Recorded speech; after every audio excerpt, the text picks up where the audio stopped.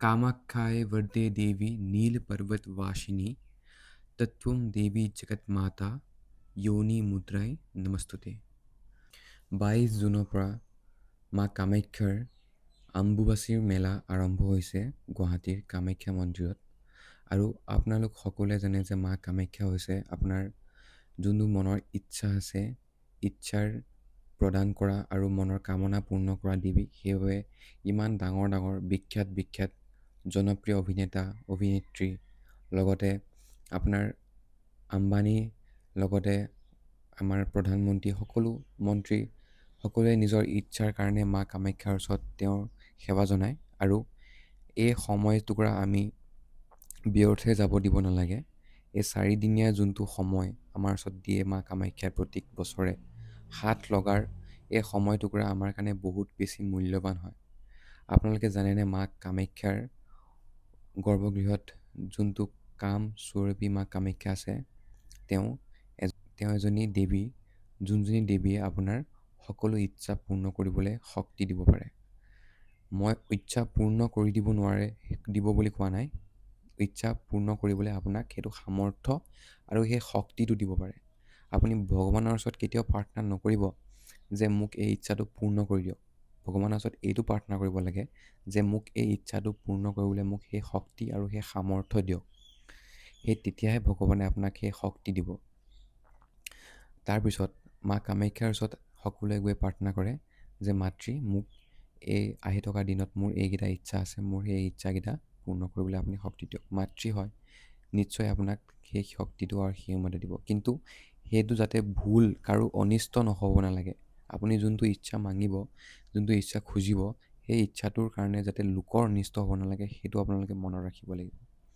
তেতিয়াহে মাতৃয়ে আপোনাক সেই শক্তিখিনি দিব। এই সময়টুকুৰাত আমি মা কামাখ্যাক কেনেদৰে উপাসনা কৰিব পাৰোঁ? মাতৃক উপাসনা কৰিবলৈ আমাক বহুত বেছি একো দৰকাৰ নাই। নিজৰ শ্ৰদ্ধা ভক্তি আৰু আপোনাৰ মনত এটা সাহস থাকিব লাগিব মাতৃৰ লগত যোগাযোগ হ'বলৈ।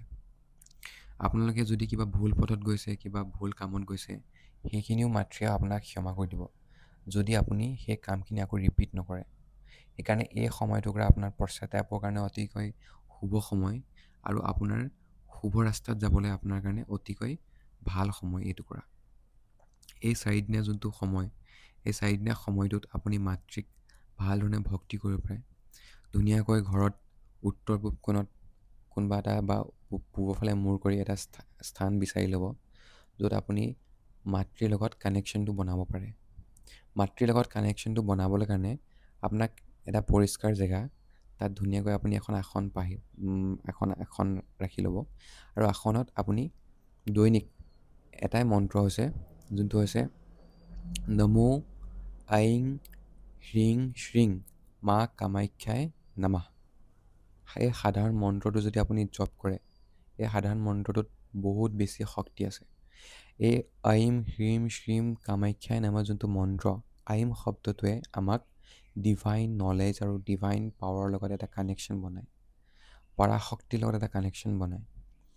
হ্ৰিম যোনটো মন্ত্ৰ আছে, সেইটোৱে আপোনাৰ মেনিফেষ্টেশ্যন, আপোনাৰ মনৰ কামনা, কামেশ্বৰী কামনা পূৰ্তি, সেই মনৰ কামনাটো আপোনাৰ পূৰ্ণ কৰিবলৈ এটা শক্তি দিয়ে। আৰু লগতে আইম হ্ৰিম শ্ৰীম যোনটো মন্ত্ৰ, লক্ষীৰ বীজ মন্ত্ৰ শ্ৰীম, এই শ্ৰীম মন্ত্ৰটোৱে আপোনাক প্ৰস্পেৰিটি, এবাণ্ডেঞ্চ, ধন টকা পইচা আৰু আপোনাক জীৱনৰ উন্নতি দিবলৈ শক্তি দিয়ে। আৰু নমক লাষ্টত যোনটো কামাখ্যাই নমঃ যোনটো আছে, সেইটো মা কামাখ্যাৰ লগত ৰিলেটেড হয়।